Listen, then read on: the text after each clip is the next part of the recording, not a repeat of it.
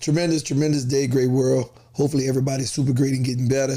Welcome back to the channel, The Corey Webster Experience. I am C Webb, your host, Corey Webster. I am C Webb on all social platforms. What you got going? I'm kind of upset. I feel like they just had the rankings, the power rankings came out NFL. And could you believe that a few of these individuals ranked the Giants as the 32nd team on the power rankings? They out of line. And I know we went 3-13 last year, but, you know, that was last year. This is obviously a new year. So, ranking us 32nd is kind of wild, outlandish. They got other teams that's got to be worse than us. I mean, we didn't have the first pick of the draft. Let's start there.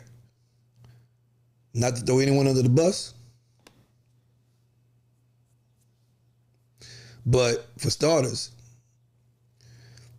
2 out of the 4 teams that came out of NFC East, 1 winning the Super Bowl we played against. So we are playing in a very competitive conference, which NFC East has always been a competitive conference.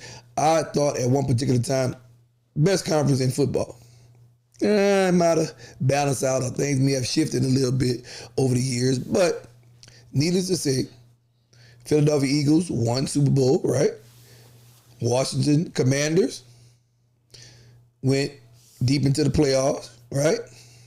The Cowboys, well, they're just the Cowboys.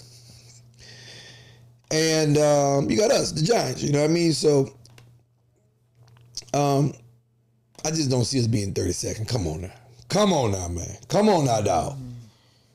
32nd? Tennessee?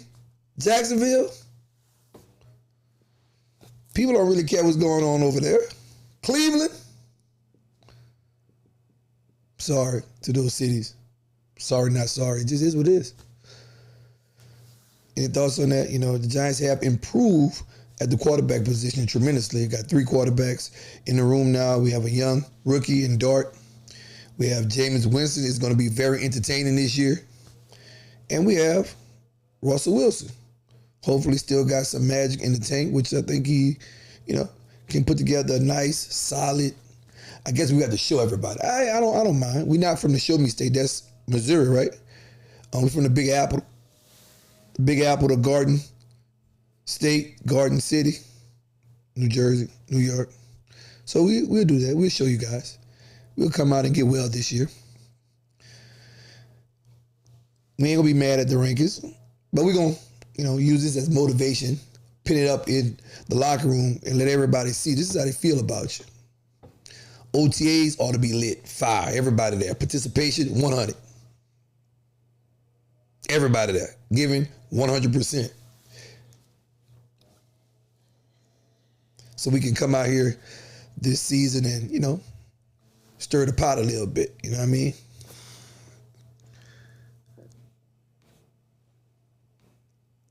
Anything you got on that? You don't feel slighted? You don't feel disrespected? I do. Basically, you're saying that because this is a new season, everybody should be at the same level? Yeah, we should be at the same level. Let's balance this thing out. Right? Look, everybody's at the bottom. Okay. Everybody's at the bottom. Everybody just got out the draft. Everybody's having OTAs. Wipe the slate clean. You know what I mean? There's some young ladies going around. Remember they said you could just wipe it clean. I think that's how we should do every year in sports. Wipe it clean, especially when we went 3-13 the year prior. Everybody should just wipe the slate clean. Right now we 0-0. Everybody. What's there to talk about? We got draft picks. They have draft picks. Everything is about potential right now. We have the potential to win the Super Bowl this year. That is a fact. So, best of luck to the guys out there on all 32 teams that's working, that's, building for the future. Look, this is where the championships are won. The championships are won in the offseason. This is when you come together. This is when you gel. This is when you create the habits that's going to, lead you and hold you together. Now it's February. It used to be January. Now it's all the way into February. Right now, this is when you win those games in February, in the off season, in OTAs, in spring training. This is where you get all those habits out the way.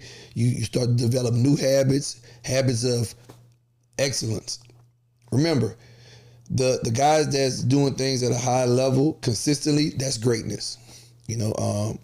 People that does the ordinary things better than everybody else, that's extraordinary. So kudos to you guys, everybody that's out there that's, fighting to come back from injuries. We wish that you have a speedy recovery. We wish that you return to 100% health and that, we have a great year of football this year. So with that being said, we have a conversation. You said we're going to talk about mental health, mental fatigue, to be specific. To me, mental fatigue can be a whole lot of things, but when you're in organization, when you're in maybe an institution, when you're in maybe a workplace, school, mental fatigue can come from just expectations, the ups and downs, the flows, of what's going on from your day to day, the lengthiness of the school year, of the season, of the work day. All those things can create some mental fatigue. And I think it's cool to have some type of a reset button. And you should have small reset buttons just throughout the day, along with, meditation, rest, things like that, taking care of the body, being mindful and aware of what you're putting into your body, your diet. Remember, we talked about that before, your diet being more than just what you eat, but what you take in, what you breathe, what you surround yourself with. All those things have a way of, kind of weighing you down and weighing on your mental. When you mentally fatigued, what was your definition of mental fatigue? How would you describe it in your opinion? I can definitely feel myself getting agitated, scrambled thoughts. Things are just all over the place like loose circuits. Loose circuit. Speaking of loose circuits, people that's in the, youth sports, right? I saw a few loose circuits recently. So do you think two events, just question, two events that, being in U gyms, had one event where a fight broke out. The kids had something going on back and forth on the court. Parents got involved, and a little brawl happened, right? Second event, in a basketball gym as well. Maybe had basketball and volleyball going on at the same time. And parent, not happy about something, pulls the gun out and allegedly tried to use the gun, but the gun jammed. So inside of that story, I guess, when God, we know God is real. So God wasn't ready for something to happen that day. The gun jammed, thankfully, and nobody was harmed or hurt. But, the kids still got to live with that, that scar of scrambling and running around and of uncertainty that they had an active, I wouldn't say active shooter, but a potential active shooter because the gun was pulled. Do you think some of those short circuits can come from being mentally fatigued or mentally overwhelmed from parents? Definitely. Yeah. Just with they, day-to-day things and with the things that they have going around as far as, work, extracurricular activities, maybe something that's going on with the calls in the game and all those things kind of compiling up and then a reaction. So yeah, give us that summary, what you talked about, mental fatigue, burned out. In any high pressure environment, be it workplace, school, institution, or organization, Individuals can become overwhelmed due to constant demands, deadlines, multitasking, high expectations, or emotional stress. This state of being overwhelmed leads to mental fatigue, a condition where the brain becomes overworked and struggles to function at its usual capacity. When people are mentally drained, their cognitive functions like decision making, focus, and memory deteriorate. This can manifest in errors, emotional instability, physical exhaustion, and decreased performance. We can see that in sports all the time. I think we got what NBA going on right now, right? I think we can pull mental fatigue from each game in the second series. You have Boston and New York Knicks. Shout out all my New York Knicks fans out there. They be representing New York in a big way. But Boston was up in those games, both games, by 20 more points, by 20 or more points, right? And would you say because Boston is the team to beat this year because they're defending champs, would you say that the expectations are very high there? Yes, it is. Expectations maybe to go back to back, expectations maybe to, prove a point. Jason Tatum didn't win the MVP last year. Brown did. Jaylen Brown did. To right his critics wrong, right? Porzingis didn't play that much last year. Only came back and got a couple of game sevens. Looked like they only played him last year just to say that he was a part of it. Not to say he couldn't be a big part of it, because when he did play, the way he stretched the court, the way he matches up because he can hit the three-pointer, he can hit the jump shot. He also can get the mismatch when they do run pick and rolls and the guys switch. He can post up the smaller defender, right? So it can be a combination of things what they have going on over there, right? And Porzingis, the main thing, this mystery illness that he has. What is how we can't figure out what type of sickness, what type of illness that he's suffering with right now. We just keep hearing that it's very harmful to him. Is it contagious? Right? And it's not funny because we have lost a lot of lives to COVID. But we had an incident where our kid was coughing, he was sick, right? And with Onk asked, hey, he ain't got COVID or nothing, right? Porzingis has been sick for, I didn't want to know, since March. It's May. And they hadn't found out what's wrong with him. So for me, I think the Boston Celtics could be suffering from, a little mental fatigue. You know what I mean? Them going and winning the championship last year. So they were one of the teams that didn't get the rest that a lot of the other teams got, right? Them wanting to, repeat or go back to back. That's high expectations. Them also being, associated with a historic franchise, not only in basketball, but in sports. Boston Celtics having won 18 championships, looking for 19. The Lakers are sitting at 17 so they can keep on increasing their championship games.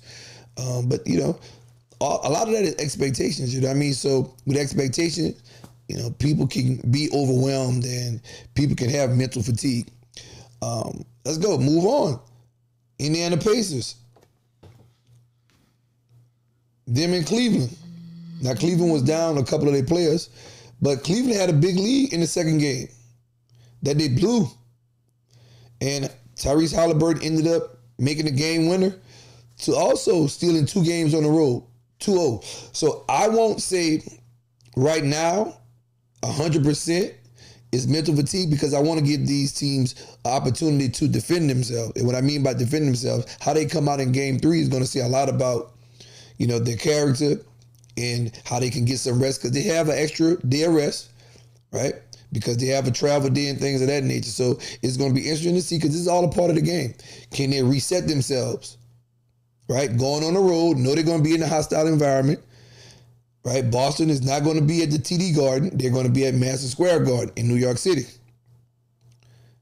But at the end of the day, court is still the court. The goals are still a goal. 10 feet, 94 feet being the length of the court. So can they get it done in between the lines?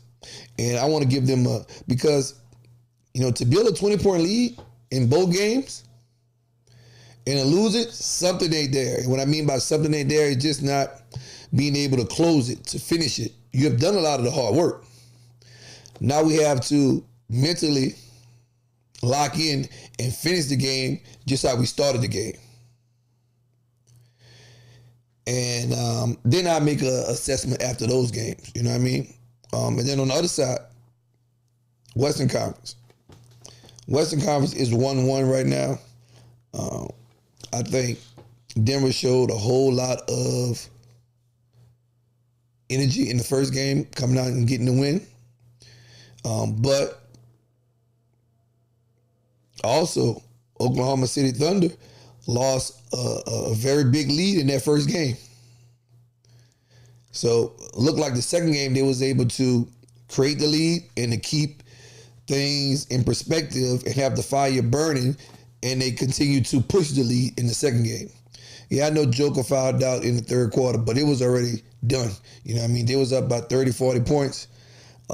His fouling out had nothing to do with it. They already had to solidify what they was dominating this game. They was pushing the issue, and that it was focused to start fast and finish faster. Start strong and finish stronger.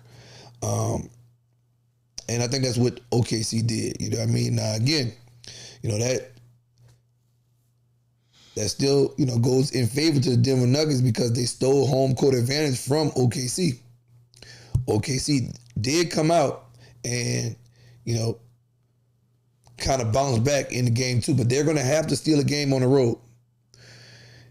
And that marks the first time a home team has won a game in the second series of this NBA playoffs.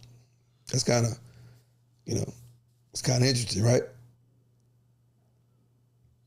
And then we got the Warriors and the Timberwolves.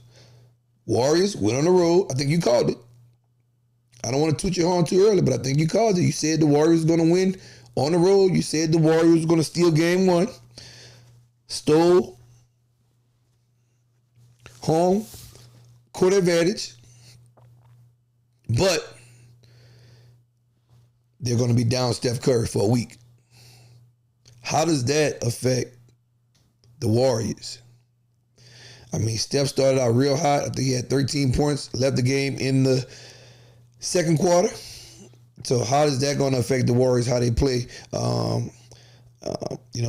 Buddy Hield has been phenomenal, been balling, been playing defense. Started on the defensive end, worked his way on the court and found himself shooting better now. You know what I mean? So Buddy Hield went off, hit some very major shots in the last couple of games. Draymond's been playing very well, which he always does, but he's also adding some points and some, meaningful three-pointers on the offense side of the game as well. So it'll be interesting to see how they work. But I'm going to also say this. We talk about being mentally fatigued. Can the Warriors get a win without Steph? And I think another question is Anthony Edwards a bit fatiguing? Because he started out the last game 0 for 8. And when I see a guy that shot so well, man, I think he shot number 1 in three-pointers this season. Out shooting Steph Curry, out shooting Donovan Mitchell. A lot of these great shooters out here. But could it be that he's fatiguing? I think we saw a little bit of that last year. He talked about it. Going into the Western Conference Final, he talked about, he was playing excellent defense. He wanted to take the challenge of guarding Kyrie Irving. And we saw how Kyrie had him kind of fatigued. And because he was fatigued by taking that challenge on the defensive side, his offense suffered from it. I just wonder, if him doing much of the heavy lifting this season, minus Cat, Karl-Anthony Towns, I wonder if that load is starting to affect him now in the playoffs. Because remember, he had Cat on his side fighting with him. The Knicks did not have Randall. Randall didn't play last year. So the Knicks added to their group with Karl-Anthony Towns. Yeah, the Knicks. They traded for Karl-Anthony Towns. Randall. Karl-Anthony Towns. Oh, my fault. I'm pronouncing his name. I'm just calling him Cat. Let me stop. Yes. His name just going to be Cat. I'm sorry, Cat. I apologize on the name. I'm calling you anything out here. Changing your last name, I'm sorry. But the Knicks, traded for him. They added Cat to their roster, and that, boosted them. I think he had 21 and 17. Right? Last year, he averaged 21 with the Minnesota Timberwolves. I think this year, if we're just comparing the trade, I think Randall averaged about 18 this year. So that's 3 points shy. But I also see that a couple of other players are not playing well like they played last year with Cat around Randall. Alexander Walker, his points is a little bit down, right? A couple of other guys. So I think Ant-Man carrying that load and lifting that up, could he be tired? That could be the question. Could he be fatiguing? And they got another game, so we'll see how that will make out. But I wouldn't just write everybody off. Even the team that's down 2-0, I wouldn't just write them off just yet. I want to see how they respond on the road in game 3. Why? Because I'm not going to say it's a sense of desperation, but they should come out with a sense of urgency. And we should see that on the court come game 3. Now, let's wrap it up with the whole mental fatigue. Man, it's big in sports. It's big in sports. So we're gonna touch a few questions and see how, because mental fatigue can actually, especially in high performance sports and high, performing high pressure environments, mental fatigue can, make a lot of things inconsistent. Whether you're talking about sports, your shooting could be inconsistent. Your thinking could be inconsistent, right? You're not yourself. A lot of people make commercials that, the candy bar commercial. You're not yourself when you're hungry, right? Same thing when you're mentally fatigued. You don't see it the same way. You kind of clock out. You kind of drift. And that sometimes can be detrimental to not only your performance, but also your team's performance. So let's chop in, man. What question you got today? Give it to me, Queen. Give it to me now. From a fan's perspective, how does your love for the game or team sometimes blur the lines between healthy passion and emotional burnout? I can only answer this because I've had this conversation with a couple of fans. And one being a Dallas Cowboy fan at a particular time said, man, I cannot be invested into them like my life or my, is aligned with it. He was meaning saying, whether they win or lose or the decision that the Cowboys make, I can't let it, I got to take it with a grain of salt. That's basically what he was saying. You know what I mean? I don't want to be worried about a team that, I hate to say it, really doesn't do anything for him when it comes to financially, when it comes to his health. And it can only stress him out and make him sick by worrying about it. You know what I mean? So from a fan's perspective, I would tell them to take it with a grain of salt. You can support your, favorite team or your hometown team, whatever it is, or however you connect to them. But take it with a grain of salt. Don't let it become detrimental to the things that you have going on in your personal life. Yes, we want you to be a solid fan, but I want you to also to know that the coaches are not wanting to lose. You know what I mean? Now, they may not be good. They may not be putting together on the field or on the basketball court or on the diamond, but that's not what they're planning to do. And, continue to support them, but also don't let it be detrimental to your health and to the things that you have going on in your life. But we love your support and we appreciate it, I promise you. Okay, nice. I like that. From a coach or mentor's perspective, what tools or conversations do you use to help someone find balance between performance and well-being? Well, for starters, you have to get to know your players because everybody's uniquely different, you know what I mean? And what I may do or say to one may not work for another, right? Same way when we talk about raising our kids. One may be motivated one way, but that same cookie cutter approach to the other one may be just the opposite to him. So I have to get to know my players, right? Personally, you know what I mean? So once I have the understanding of them at a personal level, then, and it can't be fake too. It has to be organic. It has to be genuine, because a person has to feel that you care for them.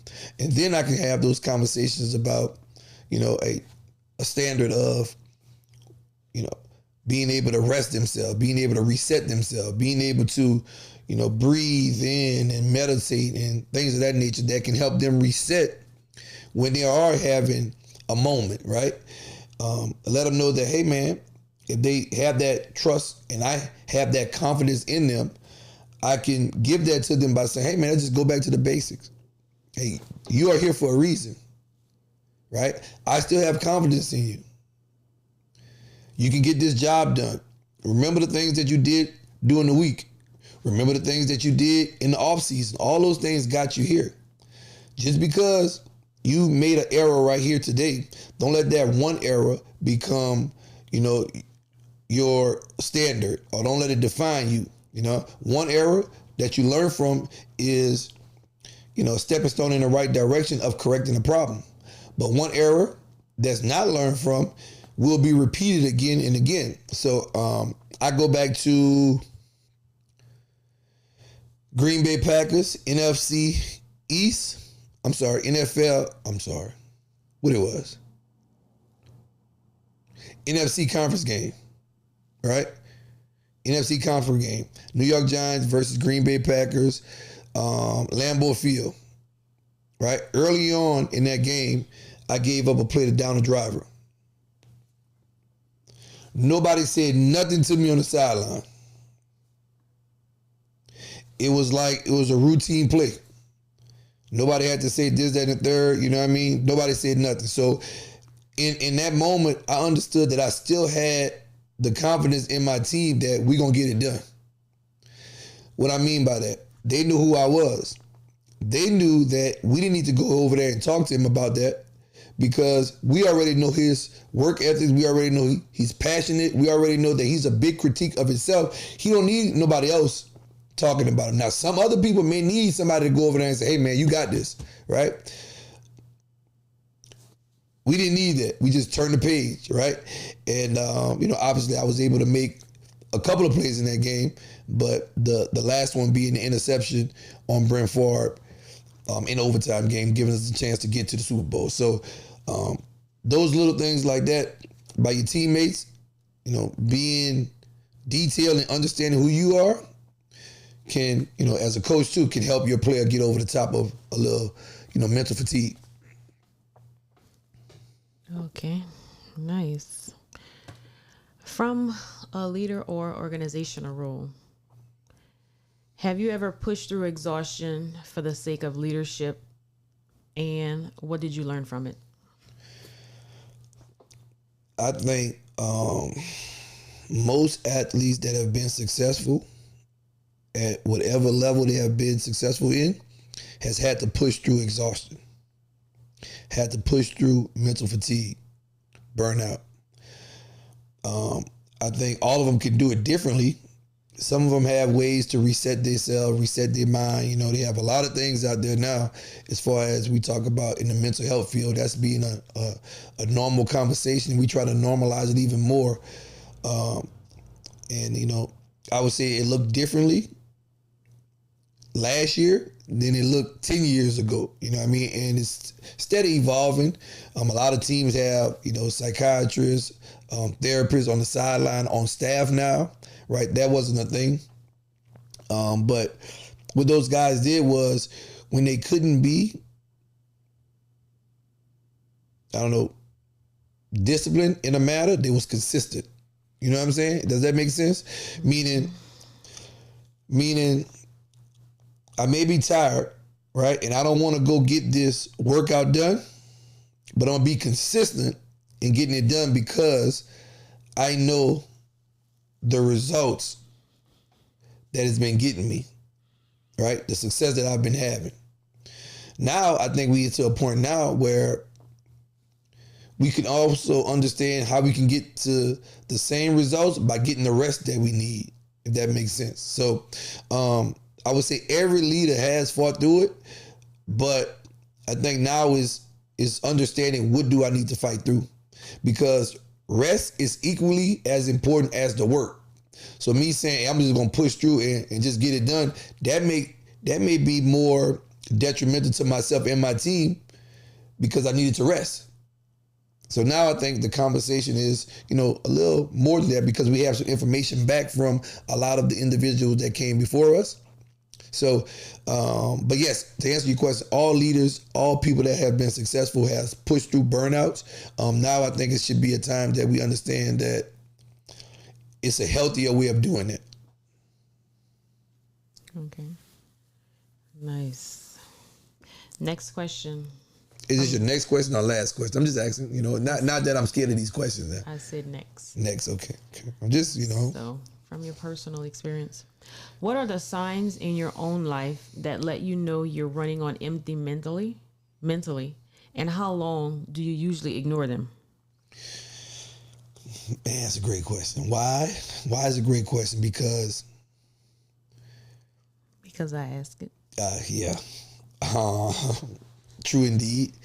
But because it was a time, a very short time, that especially in sports, and I would say people could get in the comments and let me know, more in football, that we just push through things. And even though we was feeling and seeing the signs, we would just keep pushing through things. And I think a lot of injuries has happened that way. And a lot of, more wrong than right has happened in those instances than others. You know what I mean? So from a personal experience, when your days, your moods change, and what I mean, it could be different types of mood, right? You know your schedule, and the strength is in the schedule, in the routine. But you also have to pay attention to the little signs inside of the routines. What I mean by that.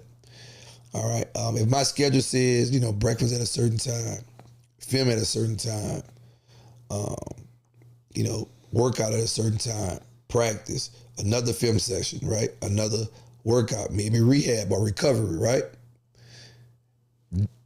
Dinner, right? Then another film time, right? And then maybe acupuncture, massage. Inside of those individual moments, I go to film study. If I'm drifting off and falling asleep, that's a sign, right? That I need to take into consideration and say, hold on, something ain't right? Maybe it's my eating, and I'm too tired to finish my whole meal like I normally do, right? That's a sign, because my appetite may be off, right?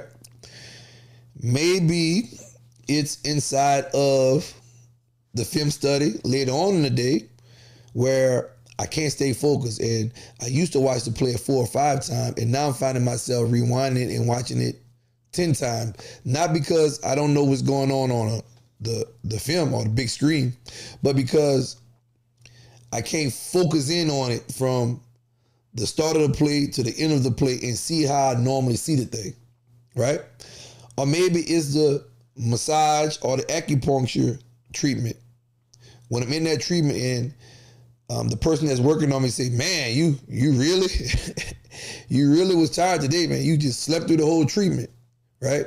Those are little signs that an athlete can use to say, okay, something needs to be reset. What is my mental? What is put the phone down, right? I need to look in more times to get the rest I need, or to get whatever I need to get, the nutrients in my body, whatever it is that I'm missing, I need to make that adjustment then. Because if I don't, I like to say that most athletes are like high performance vehicles, you know what I mean? And if that high performance vehicle have 4 tires on it, and that tire pressure is supposed to be at 40 PSIs, and one is at 39, then eventually a blowout is going to happen, or something is going to happen to that vehicle. It's going to be pulling to the right, pulling to the left, and you going around the track at 140, 160 miles an hour, something detrimental can happen. So Don't just push the signs to the side, you know what I mean? Address the signs that you're having and make the adjustments that you need in order to be successful and be healthy successfully. All right, so this is the last question. We'll see. What would you say to someone who feels guilty for needing rest or stepping away? And how would you remind them that it's okay to pause? I would say that that person is probably the bravest person in the room, because so many of us push those signs, to the side and keep pushing through until something bad happens. And then, a lot of individuals, a lot of us that surround them be like, man, I didn't see the signs. I didn't see the signs. But because we live in a world where we treat certain things as being weak because we can't see it, especially when it comes to mental health, people can't really see mental health. They can see when you have a knee injury. They can see when you have an ankle injury or something like that, when your shoulder is hurting. They can see the gimp in your walk, right? You being not being able to perform how you normally perform. But when you're mentally at a place and you can't perform like you normally perform, they don't see that. So they kind of tend to call that soft, right? And in sports, especially football, some coaches don't even like soft tissue injuries. And what I mean by soft tissue injuries, like issues with a hamstring, like Steph Curry is going through right now, right? Some coaches don't like that. Some coaches will refer to an individual as being soft or weak because they have a soft tissue injury, when this is a real thing. You can have a quad strain, you can have a bicep strain, you know what I'm saying? But because it's not bone on bone or a ligament, they like, oh man, you soft, you can push through that. So a person that has mental fatigue and has mental struggles that can say, hey, I need to step away from this because I need rest. I need to get myself right so I can be my best for you. And ultimately, it's going to make the team best. I think that person's the strongest in the room. And you have to give kudos to that person, Simone Biles was one of them that was public with it, you know what I mean? And she got some backlash for it, but we need to praise these individuals for it. It's a lot of guys, I would say, that go through it and keep it quiet because they're scared to come out, maybe because they might lose opportunities or lose a job or things of that nature. But those are the true strong people in the room that can come out and say that. And we should praise them, and we should definitely check in on our healthy friends, on our strong friends, check on them to see how they're doing. They may tell you they're doing strong. Pull a layer back. Keep peeling. You will see the signs. If they can keep on fighting through your questions and don't get agitated about your questions, then they truly, indeed, might be healthy and fine. And that's okay to let them go on. But if you keep peeling and prying and they get agitated, that may be a person that you need to check on more often, or that may need some help and may need to get some pushing in that direction to tell them that it's okay. You're not going to be looked at as being a weak individual. It's okay to get some help. It's okay to get some rest. Nice. I think they needed that in-depth, detailed information about that. Any summary on mental fatigue? No. I think you did pretty good. Yeah, well, I would just say this. Just it's mental, so you can't see it. So, but don't take it for granted that a person may be going through something that you can't see, right? Because I've lost a handful of individuals, and we recently lost, a very young kid, and who knows if we had just tap in and check on him mentally.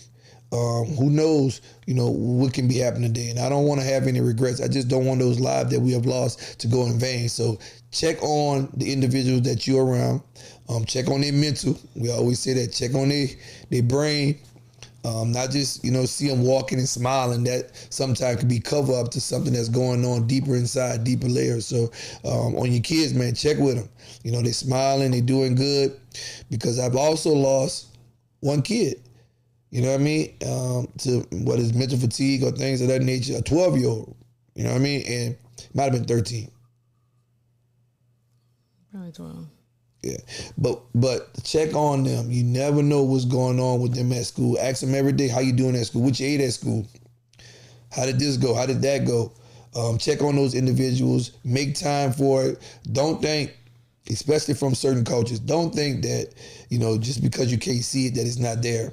And don't think that because it's not there or you can't see it, that it's something that's weak from a person that's saying, look, man, I'm mentally fatigued. I'm mentally overwhelmed. It's a computer. It's a software inside of here. So you have to have ways to manage that software. Software comes in, you have to have somewhere to store, but you also have to have an outlet to let some of that stuff that you don't need get out so you can make room for a new upload. So download, upload, send out, you know what I mean? So, get creative in ways that you reset your body, get creative in ways that you do things as a family that can help your family be better because you are making sure that their mental is right. I ain't gonna hold you. Like I always say, get in the comments, turn on the like, don't turn on the like, turn on the notification bell, hit the like button, and let us know any thoughts that you have, anything that I may have said wrong. Let's go back and forth about it, man. Y'all have a great day. Who you rooting for in the playoff? Put it in the bottom. Put it in the comments. Who you rooting for? Who you think gonna pull it off in the East? Who you think gonna put it off in the West? Do you know? Do you know? I don't. But next time, I think we have a better synopsis of what's going on after game 3. Y'all be great.